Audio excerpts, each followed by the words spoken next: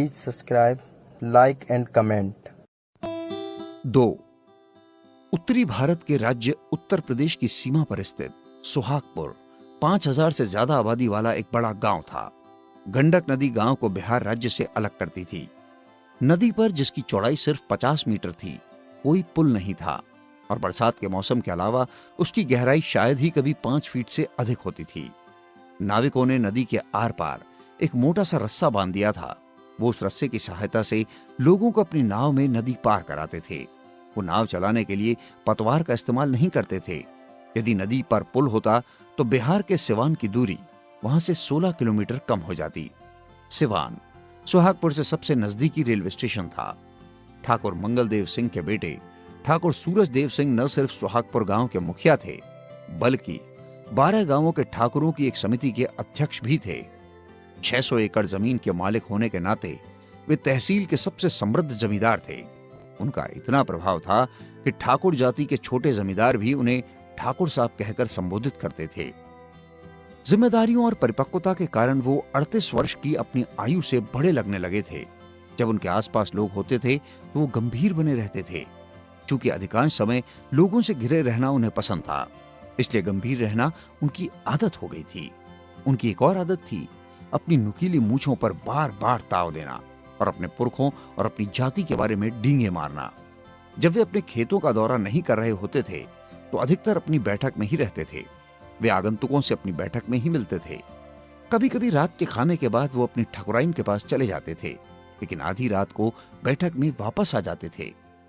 गांव का दक्षिणी हिस्सा, जो गंडक नदी के किनारे था, टोला कहलाता था। भूकोला जैसे नीची जाति के सभी मजदूर टोले में रहते थे।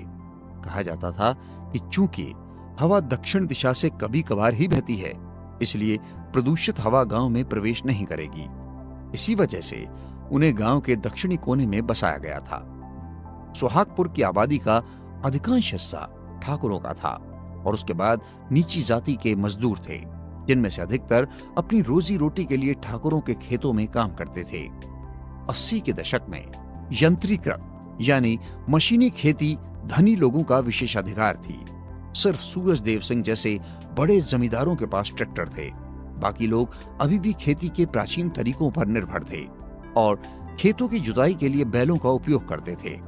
सुहागपुर की काली मिट्टी बहुत उपजाऊ थी और गंडक नदी के किनारे बसा होने के कारण सिंचाई की कोई समस्या नहीं थी। किसान सरकार की सिंचाई योजनाओं पर निर्भर नहीं थे, जो वैसे ही शायद ही कभी लागू होती थी। खेतों में साल की 3 फसलों की पैदावार होती थी, इसलिए खेत के मजदूरों के पास पूरे साल काम रहता था। टोले के कुछ निवासी हवेली में काम करते थे। भकोला और उसकी पत्नी गोदना के माता पिता उनमें से एक थे, जो ठाकुर सूरजदेव सिंह की हवेली में काम करते थे।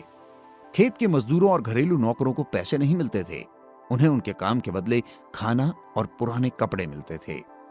गांव में पिछड़ी जाति की आबादी काफी थी। वो सुरक्षा सेवाओं में, ड्राइविंग में या कृषि पर्यवेक्षकों के रूप में कार्यरत थे। पिछड़ी जाति के संपन्न परिवारों के अपने खुद के डेयरी व्यवसाय थे। गांव में कुछ ब्राह्मण थे जिनके पास जमीन के छोटे टुकड़े थे। वो टुकड़े जो उनके पुरखों को ठाकुरों के पुरखों ने उपहार में दिए थे। हवेली में विभिन्न अवसरों पर पूजा अनुष्ठान करना उनकी आजीविका का मुख्य स्रोत था। गांव में 2-4 बनिए भी थे जो गांव में किराने की दुकान चलाते थे। गोदना भकोला का इकलौता बेटा था। कभी कभी वो हवेली में मवेशियों को नहलाने में अपने बाबा की मदद करता था, लेकिन उसे उनका गोबर साफ करना बिल्कुल पसंद नहीं था। मवेशियों को नहलाने से ज्यादा गोदना को बबुनी के साथ खेलना अच्छा लगता था। ठाकुर सूरजदेव सिंह की बेटी बबुनी गोदना से 1 साल छोटी थी। उसका नाम कविता था, लेकिन सब प्यार से उसे बबुनी कहते थे। बबुनी को भी गोदना के साथ खेलना अच्छा लगता था। अछूत प्रथा के कीड़े ने बच्चों को नहीं काटा था। कभी कभी बबुआ भी उनके खेल में शामिल हो जाता था। बबुआ कविता का भाई था। उसका असली नाम चंद्रदेव सिंह था और वो गोदना से 1 साल बड़ा था। हालांकि बबुआ गोदना से बड़ा था, लेकिन दोनों स्कूल में एक ही कक्षा में थे। बबुनी उनसे 1 कक्षा नीचे थी। गांव में एक सरकारी सहायता प्राप्त जूनियर स्कूल था। सरकार वार्षिक अनुदान की राशि ठाकुर साहब को ही दे देती थी, क्योंकि वो गांव के मुखिया थे। उनके ऊपर उस फंड के खर्च का लेखा जोखा देने की कोई जवाबदेही नहीं थी। स्कूल में 2 कमरे थे जिनकी दीवारों पर पलस्तर नहीं हुआ था और पानी के लिए एक हैंडपंप था। वर्मा मास्टर, जिन्हें सब मां साहब कहते थे, स्कूल के एकमात्र अध्यापक थे। स्कूल में वो सब कुछ थे, अध्यापक, प्रधानाध्यापक और प्रबंधक भी।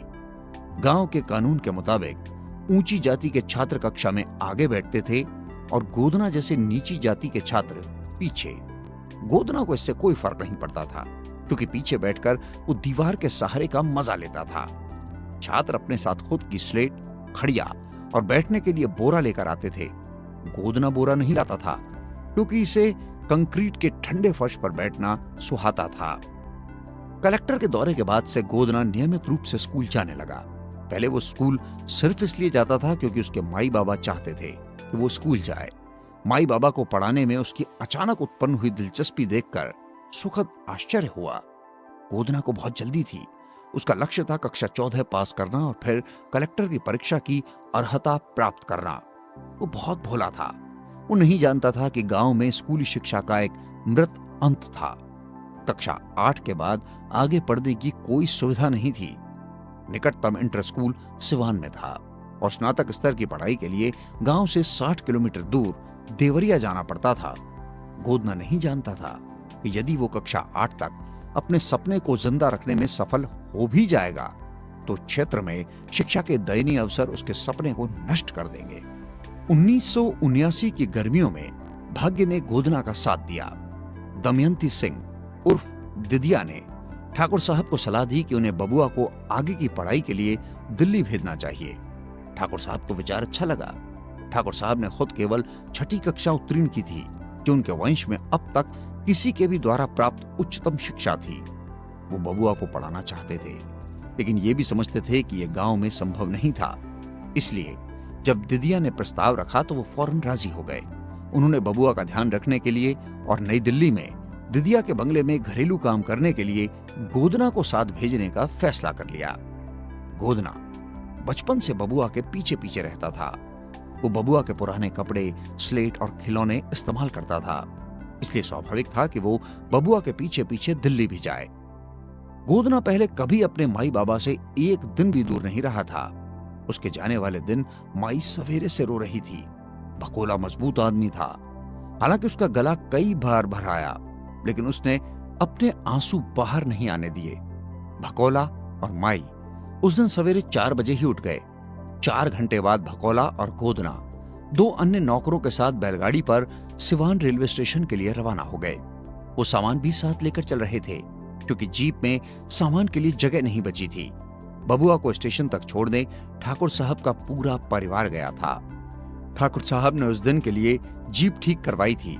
सामान में 4 बड़ी बड़ी अटैचियां थी, 2 बबुआ के लिए और 2 दिदिया और उनके परिवार के लिए। उन 2 अटैचियों में दिदिया, कुंवर साहब, उनके बेटे और सास ससुर के लिए कपड़े थे। इन 4 अटैचियों के अलावा 3 बंधी हुई बोरियां भी थी, जिनमें 100 किलो चावल, 100 किलो गेहूं और 50 किलो दाल भरी थी। भकोला और दोनों नौकर मिलकर प्रथम श्रेणी के डिब्बे में सामान चढ़ाने में और उन्हें बैठाने में मदद करने लगे। बबुआ और नारायण बाबू की सीटें प्रथम श्रेणी के डिब्बे में आरक्षित थीं। नारायण बाबू उनके साथ दिल्ली जा रहे थे। ठाकुर साहब और उनकी पत्नी बबुआ के साथ जाना चाहते थे, लेकिन शादीशुदा बहन या बेटी के घर रहना रिवाज के खिलाफ था। गोदना के लिए कोई सीट आरक्षित नहीं थी। वो सामान्य डिब्बे में यात्रा कर रहा था। ठाकुर साहब ने नारायण बाबू को निर्देश दिया था कि वो मुख्य स्टेशनों पर उसे जाकर देख लें। Vaishali express train Siwan railway station पर सिर्फ 5 मिनट रुकती थी।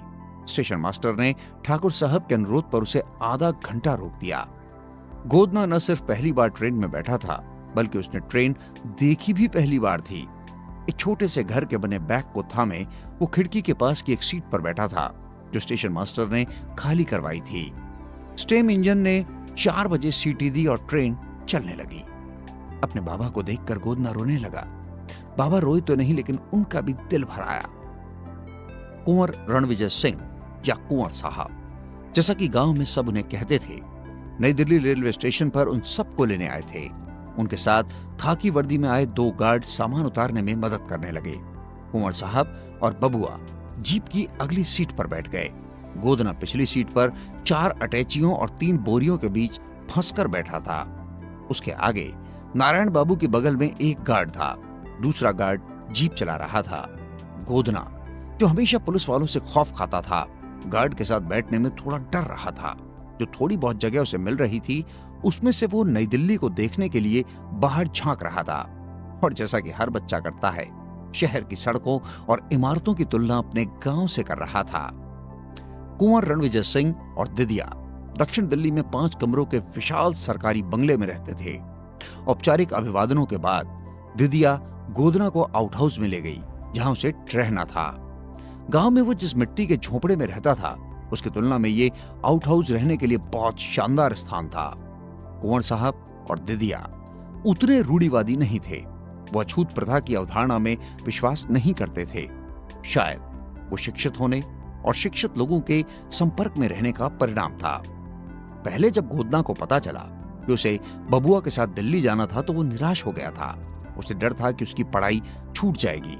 जब उसने अपनी माई के सामने यह आशंका जताई, तो उसने गोदना को आश्वस्त किया कि यदि वो पढ़ना चाहेगा तो दिदिया उसकी मदद जरूर करेंगी। अगले दिन दिदिया बबुआ को सेंट कोलंबस स्कूल ले गई, जो दिल्ली के सर्वश्रेष्ठ पब्लिक स्कूलों में से एक था और जहां उनका बेटा कक्षा 8 में पढ़ता था। प्रवेश परीक्षा और इंटरव्यू में बबुआ का प्रदर्शन स्कूल में प्रवेश के लिए आवश्यक मानदंडों से काफी नीचे था। बबुआ का टेस्ट लेने वाले शिक्षक को विश्वास नहीं हो रहा था कि एक 13 साल का लड़का अंग्रेजी वर्णमाला के बारे में कुछ नहीं जानता था। हालांकि कुंवर साहब के उच्च सरकारी पद की मदद से बबुआ को स्कूल में दाखिला मिल गया। बबुआ स्कूल से खुशी खुशी वापस आया। जब वो बैठक में अपना यूनिफॉर्म नाप रहा था, तो गोदना उसे ललचाई नजरों से देख रहा था। दिदिया ने यह दृश्य देख लिया।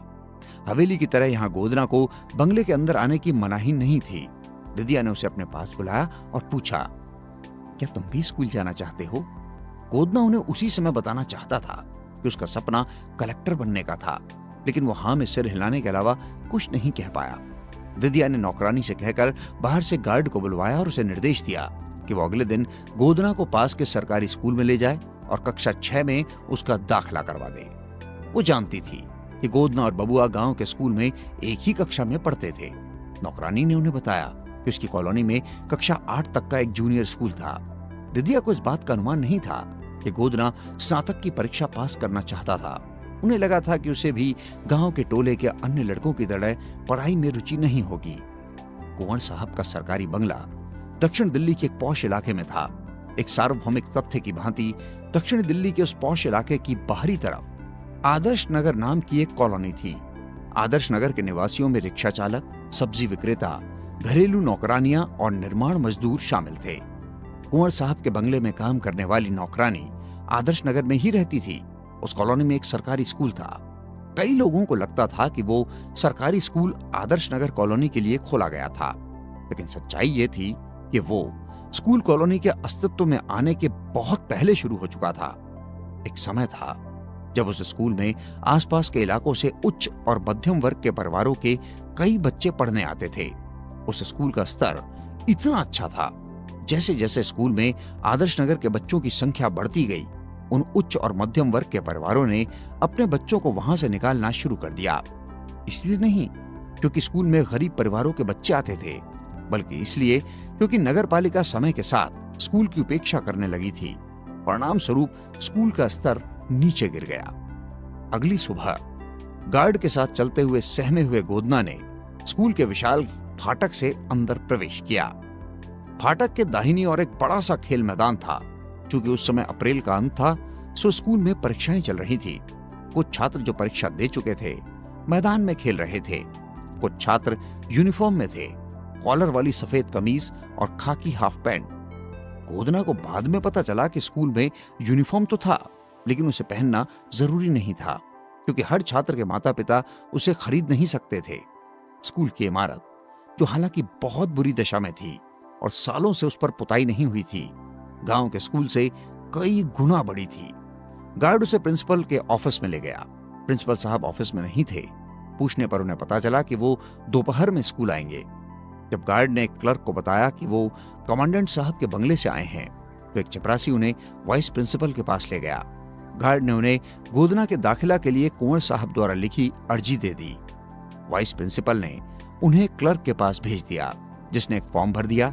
जब क्लर्क ने जन्म प्रमाण पत्र मांगा तो गोदना गार्ड की ओर देखने लगा। गार्ड ने क्लर्क को बताया कि उनके पास जन्म प्रमाण पत्र नहीं है। तब क्लर्क ने उसकी जन्म तिथि पूछी। गोदना फिर से गार्ड को देखने लगा। क्लर्क चिढ़ गया। उसने पूछा, तुम्हारी उम्र क्या है? 12 साल। गोदना को कुछ हफ्ते पहले माई की कही बात याद आ गई।